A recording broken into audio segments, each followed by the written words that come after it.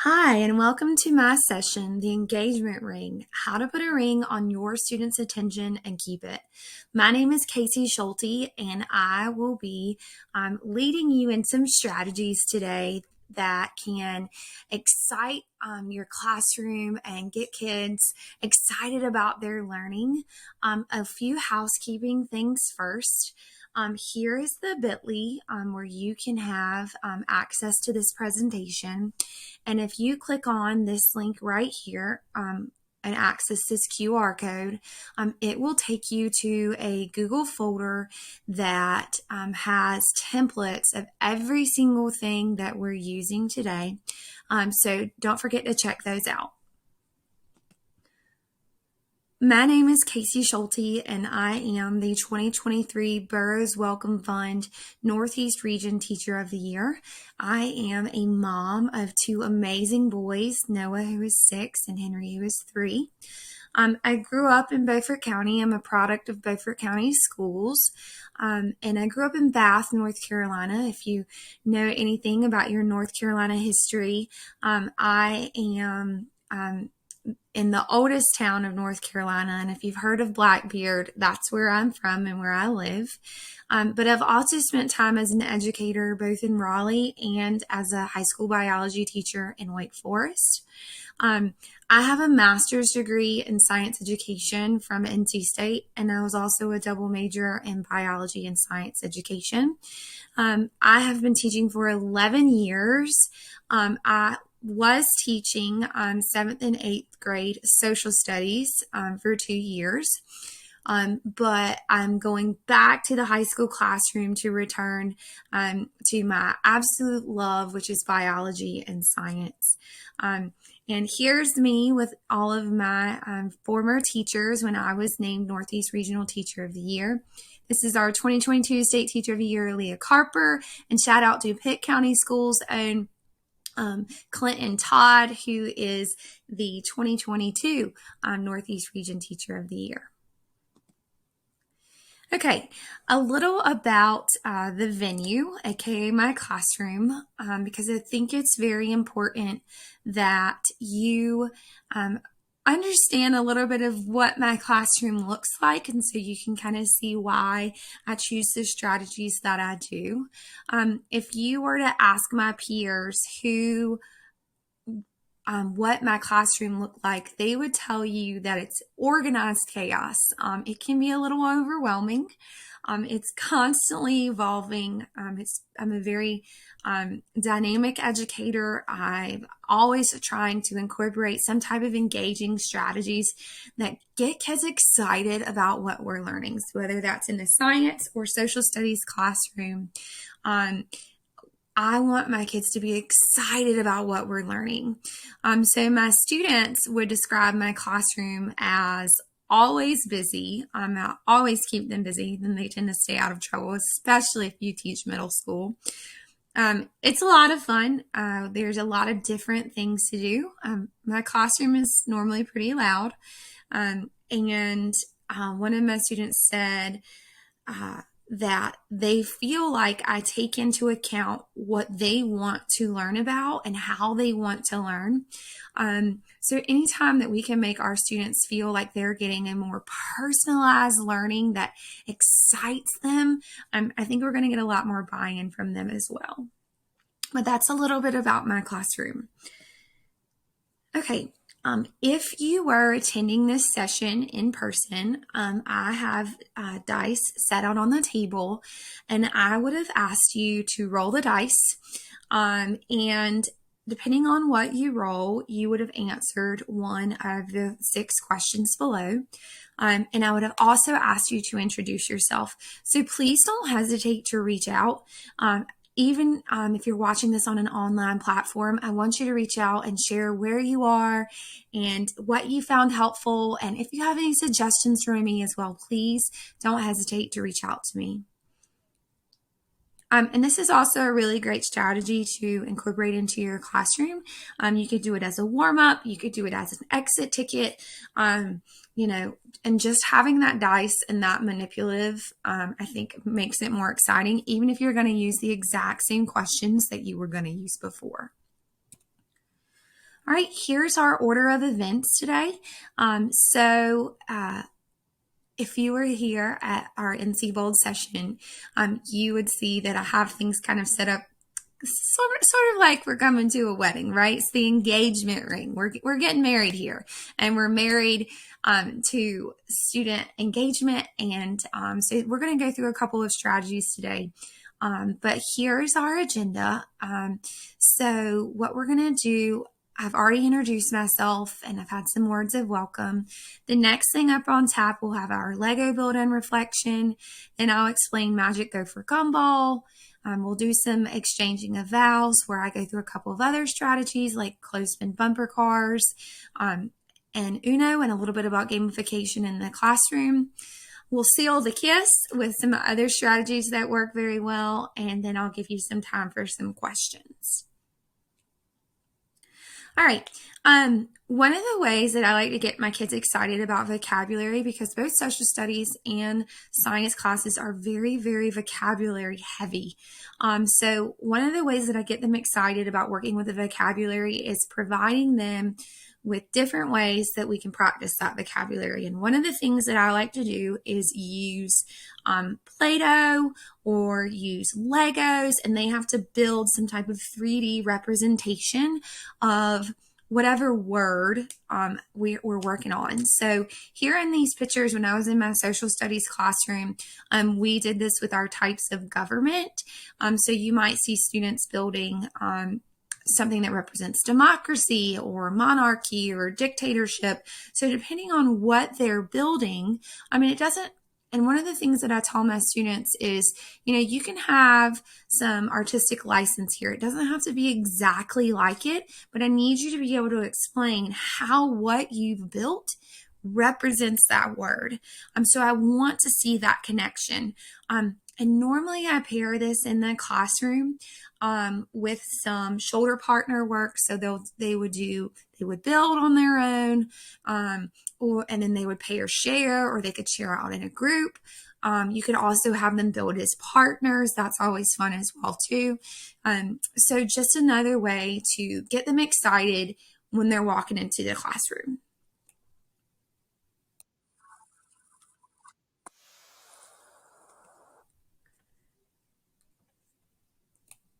All right.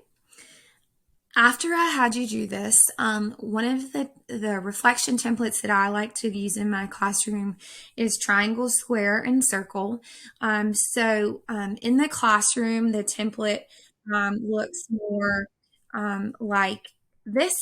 Okay, and I've provided a copy of this reflection in the Google Drive folder that I have for you. So you can take this, use this, make this work for your classroom.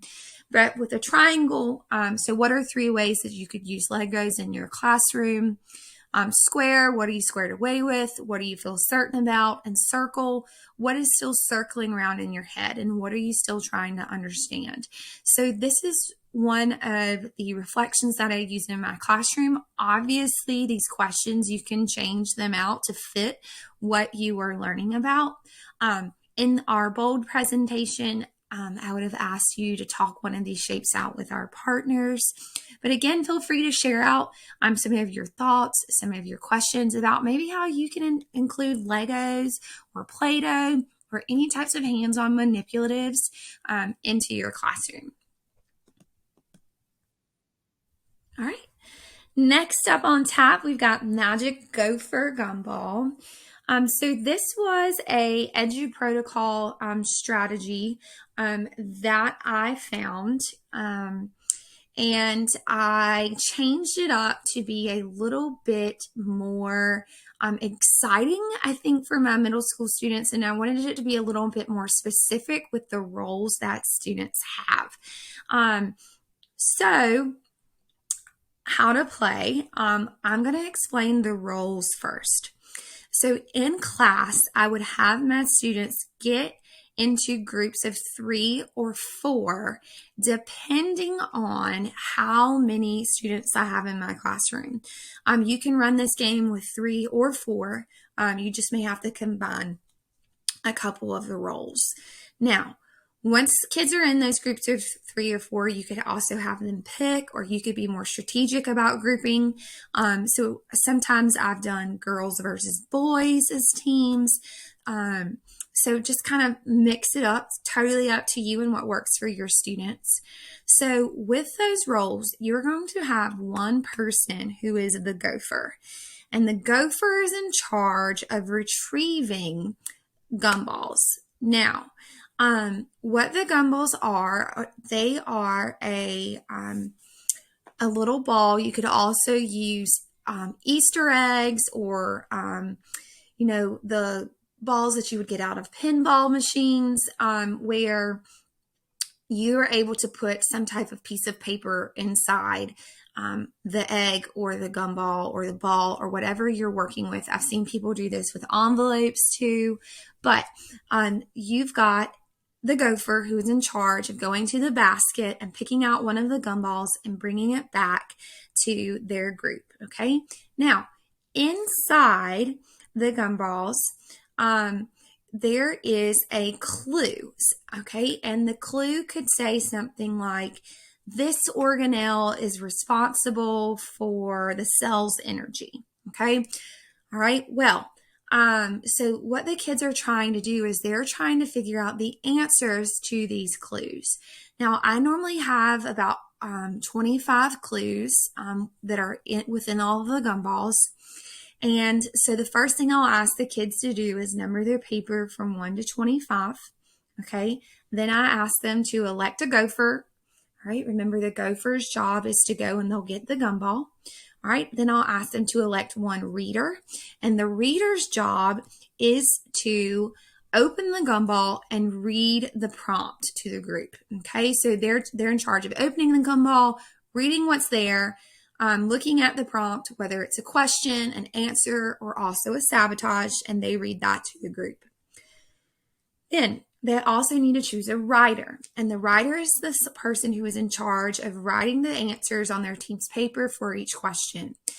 Only the writer is allowed to write. And then the final job is the sabotage monitor. And the sabotage monitor has one of the coolest jobs. So they are in charge of giving out the sabotages, keeping track of if they've been sabotaged or not, and making sure that they sabotage the team that they think is appropriate. Okay, so the gopher goes out, and how we play, the gopher goes out and they go get the gumball. They hand it off to the reader. The reader reads the question out loud. The writer will then write the answer to that question. If students don't know the answer to that question, I don't tell them this, but they realize really quickly, hey, I need to write the question down. So maybe we'll come back to it a little bit later. The sabotage monitor, again, is going to report the sabotages, and then the gopher is going to take the gumball and put it back into the basket and grab a new gumball. And then the first team to answer all of the questions first correctly wins. Now, I want to talk a little bit more about the clues that are in the gumballs. So some of the time you may find a question in the gumball. So like here it says, number 4, what is the capital of Vermont? So the students know that number 4 is going to have the capital of Vermont, okay? So even if they don't know the answer to that yet, then they can still write that question down beside it, because they may find a gumball with an answer in it later. Now, obviously, if there's answers, I don't put what number that goes to, but it allows my students who may really struggle with vocabulary to be able to find that answer. Now, some of the gumballs may also have sabotages in them. So for example, teams may get one that says, stop working for 30 seconds. So that means they themselves have been sabotaged for 30 seconds. So they raise their hand, they say, hey, Ms. Schulte, I've been sabotaged. And I will then take the sabotage from them and I'll put it to the side. Now, There's also sabotages in them where they can choose to sabotage another team. So it gets really competitive, and the kids get pretty excited about this. So if we were here at NC Bold, I'd have you play, and we would play for about 10 to 15 minutes in class, depending on how many questions you have and what you're having the kids do. Like if I was in math class and there were 25 problems, I would give them enough time to make sure that they can get through most of their questions. And then if I see that kids are continually missing the same question, I can stop and I can address any misconceptions that they have right then and there. All right. Another one of the reflections that I like to use in my classroom is for if we were at the NC Bold. So choose one of the following teacher supplies that you just couldn't live without. Then I would ask you to get up out of your seats and then go to the corner that represents either sticky notes, felt tip pens, glue sticks, or cardstock. So if I can't live without glue sticks, I love them. We cannot survive without them. I'm going to go to the glue stick corner and I'm going to talk with those educators in that corner about how I can use Gopher Gumball in my classroom. Okay, another strategy that I routinely use in my classroom is called clothespin bumper cars. Again, this gets students up out of their seats and gives them a chance to kind of compete and interact with each other. You can do this kind of one of two ways. You can have students create the questions that we're going to use for this, or you can create the questions yourself, depending on your class and your level of class. You may choose to do one or the other. Sometimes I'll do a combination of both. But let's say for the sake that we want the students to write down as many close-ended questions as you can about our current unit of study. So let's say we were studying the types of cells. So they're going to write down as many questions as they can with a close-ended question. They also have to write incomplete sentences, and they also have to be able to know the correct answer for each of the questions. So they're going to write the questions, and they are going to have the answer for those.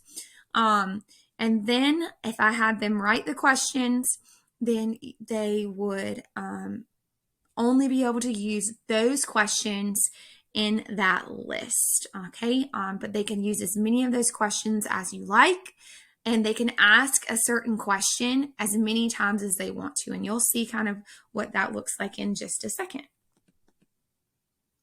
Okay, so what students are going to do and what you need to do when you set this up in class is you may need to, depending on how your classroom is arranged, you might need to clear your desks out because students need to have a chance to walk around and interact with each other.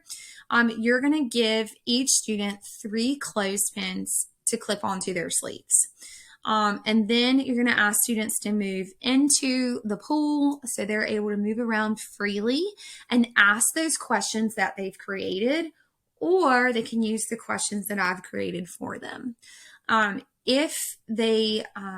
So let's say that my friend Matt and I, who's also here at NC Bold, we come up to each other, okay, and Matt asks me a question, and he says, Casey, what is the difference between a prokaryotic cell and a eukaryotic cell? And if I answer the question and I answer correctly, I get to keep my clothespin. If I answer incorrectly, I give Matt one of my clothespins. But then I have a chance to also ask Matt one of my questions. I'll ask him a question. If he gets it right, he keeps his clothespin. If he doesn't get it right, he has to give me a clothespin.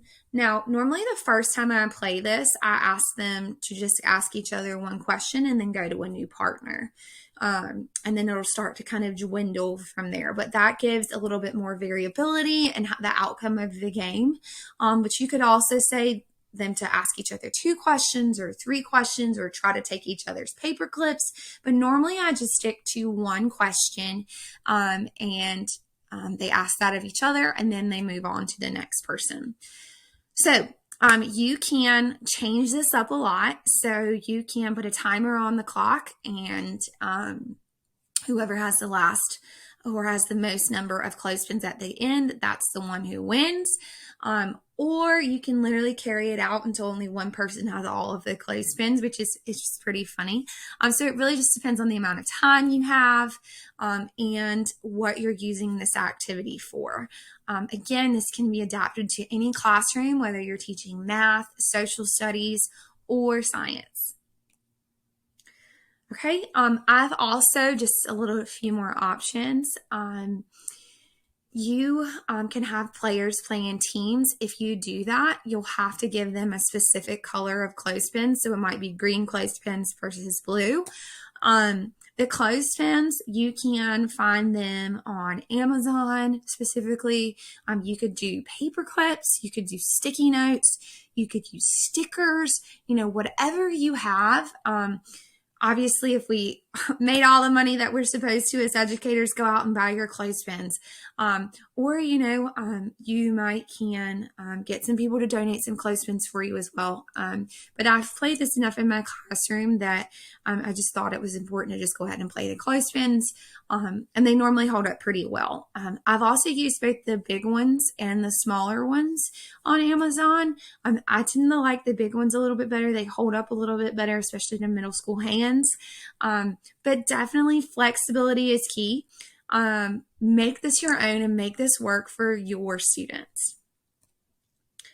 All right, the reflection template that we would use is a this or that. So we would choose one of these answers or one of these questions to answer. Now, I have a couple of other strategies that I typically use in my classroom, especially if you want to gamify your classroom a little bit.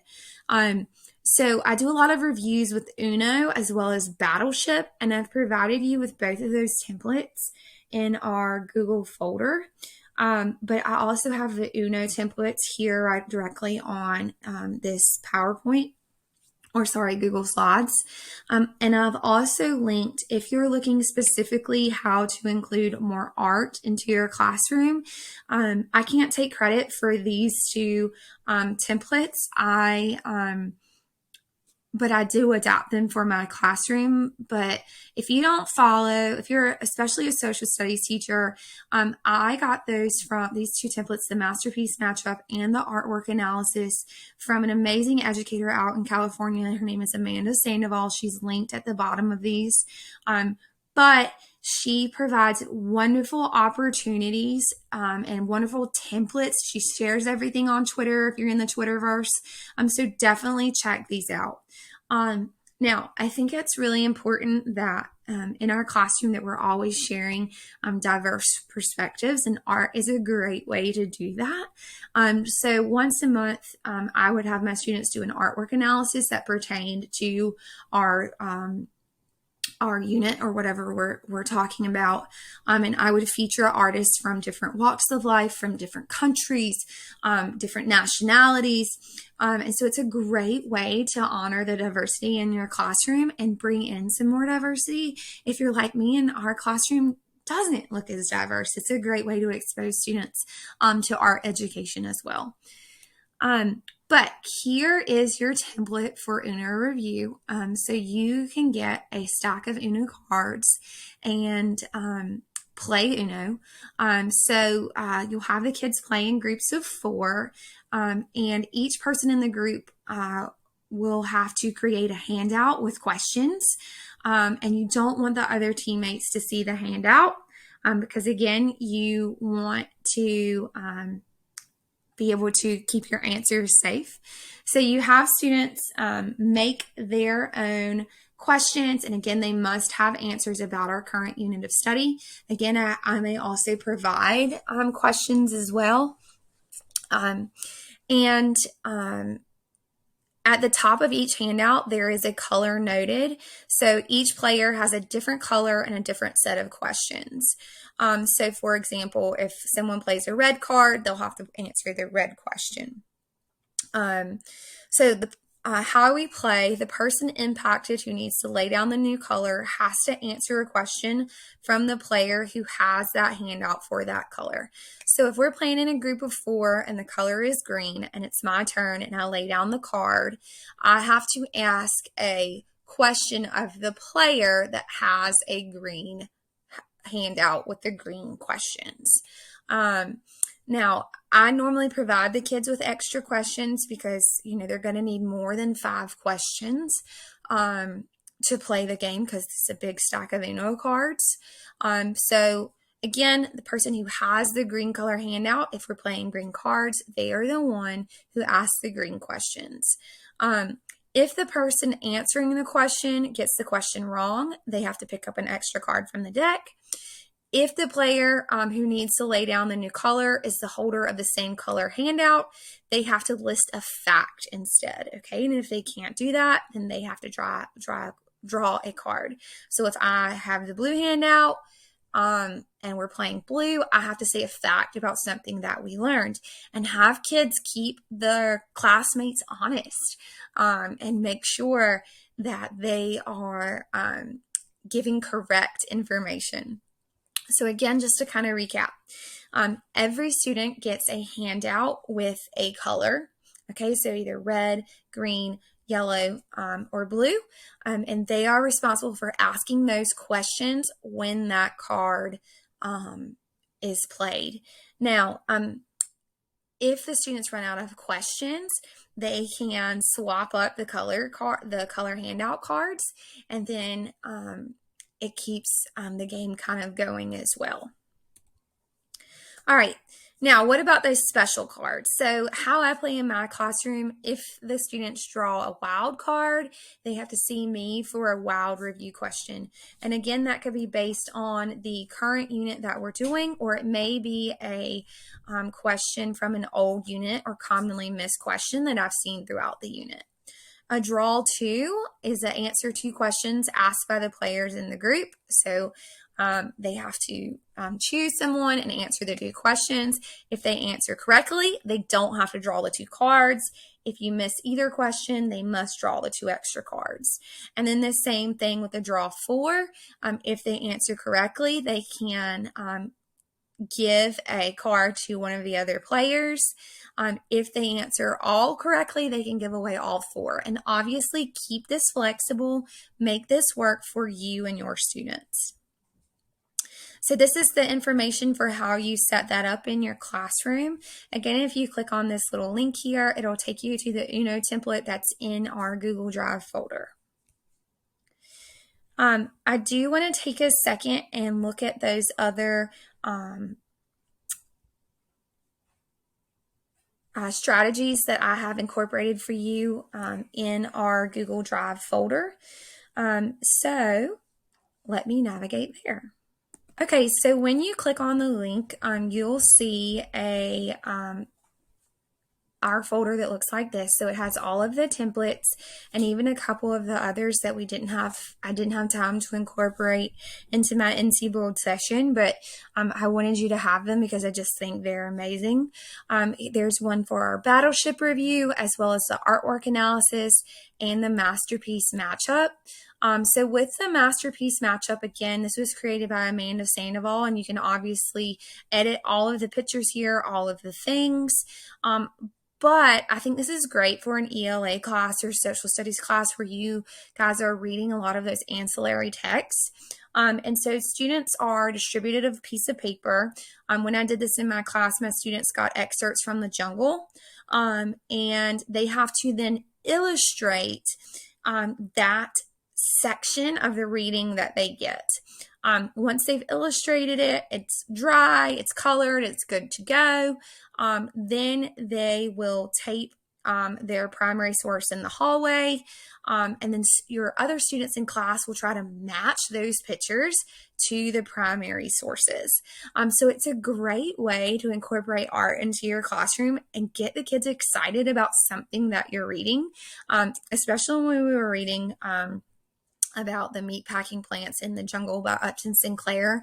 It really gave kids an opportunity to kind of express themselves, and Kids will just surprise you with how amazing some of them are with their artwork. And so I loved incorporating this into my classroom. Um, so definitely check out those other pieces in the Google folder. And if you have questions, I'm absolutely happy to help you. And how we would finish this out is I would give you some time to reflect on what we've done and all of the strategies that we've used in class. But please, again, if you have any questions, do not hesitate to reach out to me. I am on Twitter, so it's at CNLouie, and my email address is listed there at the bottom. That's cschulte@beaufort.k12.nc.us. Thank you for attending NC Bold, and thank you for all of the work that you are doing across our great state of North Carolina. I look forward to connecting with you in the future, and don't hesitate to reach out. Thank you so much.